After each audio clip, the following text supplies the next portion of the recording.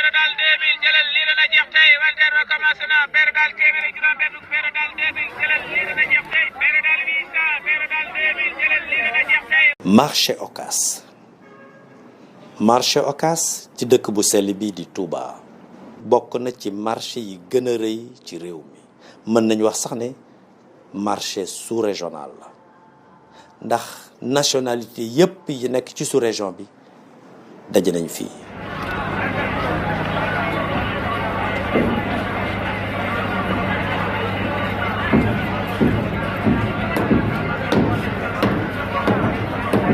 bu ñu ko doon xayma ci wàllu koom ci réew mi li muy peese dina diis lool. lii ngeen di gis nii ak ñii ngeen di seen nii kenn ku ci nekk di yuuxu di siiwal sam njaay am mbedd la. bu ngeen déggee ñuy wax quartier Touba 28 mbedd mii moo tax ndax lii ngeen di seen nii 28 mètres la. tàmbale ci station 28 bi ba fa marché ba yem ci penku ñu tali ko tey fii may wax ak yéen boo fi bëggoon a jaar tey da ngay puuxante. mbedd mii ngeen di gis nag moo xëy takk jëppët.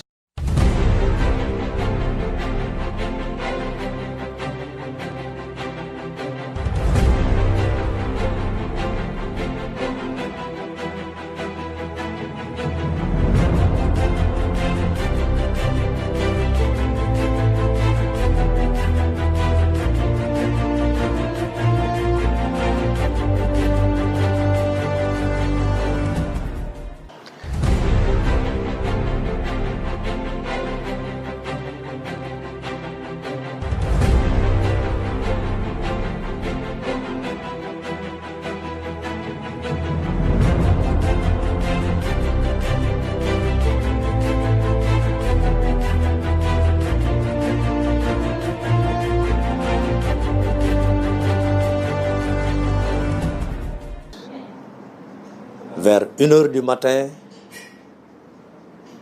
lakkaale mboolem ay centres commerciaux yoo xam ne nii ñoo ko féete woon ndeyjoor ak càmmoñ. lakk gi metti lool waaye bettewul espace bu bët xaj ñu jàpp ne war nañ faa def dara moo xam puus-puus lay doon moo xam taabalu dénk lay doon moo xam mbaarum seng lay doon. courant bi doog a dellu si ñu di ko jokkale ci anam woo xam ne jaaduwul. ñëpp xamoon nañ ne marché bi mën naa xëy tàkk waaye lii fi am bettul kenn te xamoon nañ ne it bés buy am dina metti lool. ndax kat ay milliards tàkk na fi te lakk gi yàgg na lool ndax yoon jafe na bouche d'incendie amu fa moo tax mu fanaanee tàkk yendoowaat tàkk te lépp mu ngi bàyyeekoo ci xàll wu yaatu wi ñu duppee Touba 28 te ñu tàncaloo fi ba mu mujj jur lu mel nii. bi muy lakk nag centre commercial yi ko wër yëpp jàpp na ay bokki taaliba neewoon fa gis ngeen nii nga xam ne noonu lañ fi doon yëngoo laataa lakk gi bi mu lakkee ba noppi nii la mujjee. te mbokk yi xam ngeen ne jëye yii di xew sénégalais ñaare duñ ci jàngee dara ndax fii may waxee ak yéen mbedd mi delloowaat nañu ko ca na mu meloon. nañu ñaan yàlla la xewoon bañ a xewaat. Touba ca kanam nag ni ñu ko baaxoo di def am nañ ci xalaat am nañ ci gis-gis am nañ yéene présenté ko askan wi yépp bu ñu ci déggoo ñu fexe ba indi fi loo xam ne dana dox suñu diggante ak yu mel nii. ndax kat marché bi dañ ko war a sécuriser waaye it xel daf cee war a dal ndax li ëpp ci alalu région bi fii la concentré wu ci biir marché Ocass. xoddeeku bala nga lakkale te xoddi ko baa ngi nii. maskani tubabat misrasmi abijaayi xayri manabat wajal lilahi maskani tubabat misrasmi abijaayi xayri manabat وسليا علي Touba ca kanam nag am nañ ci solution ndax mbedd mi 28 mètres la buntu magasin ak buntu centre commercial bu ne dañu fay bàyyi juróomi mètre def cantine bu 1 mètre 50 bu jàkkaarloo ak magasin def cantine bu 1 mètre 50 mu jàkkaarloo ak tali bi diggante cantine boobu ak tali bi ñu bàyyi fa ñaari mètre ñaari wet yépp nag boo ko jëfandikoo noonu tali bi dina des juróom-ñetti mètre ñu barrière ko ba nit ñi mën di dem ak di dikk ba ci oto yi sax di fa mën di jaar di dem ak dikk cantine yi nag par bloc de 4 cantines lañu koy def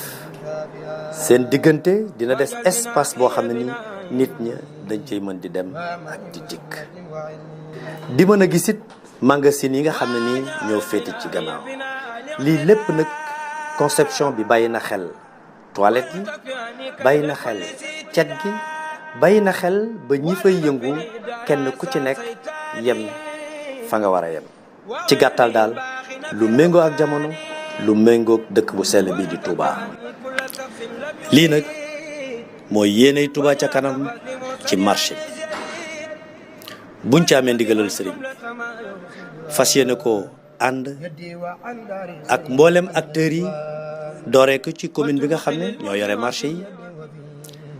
sous-préfet bi fi nekkal état bi association commerçant yi lu mel ne assise ak ambulant yi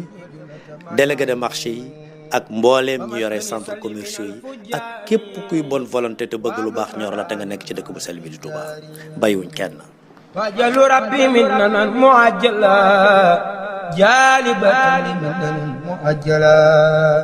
ya hayyu ya qayyum kulli ya mujib antal mujib wal karim wal kharim ilayka wadaka faratu min siwak fakun bisaka khaidi ila udak وليكن ربا وليا والنصير ولجميع المسلمين يا بصير وكسر الخيرات هذا البلد ورزقه والتدفيع عنك دين ولتثبتا فيه جماعة تقيم الصلوات الخمس دأبا يا عكيم ونجنا من سر هذا السمن وسر خيره وكل فتن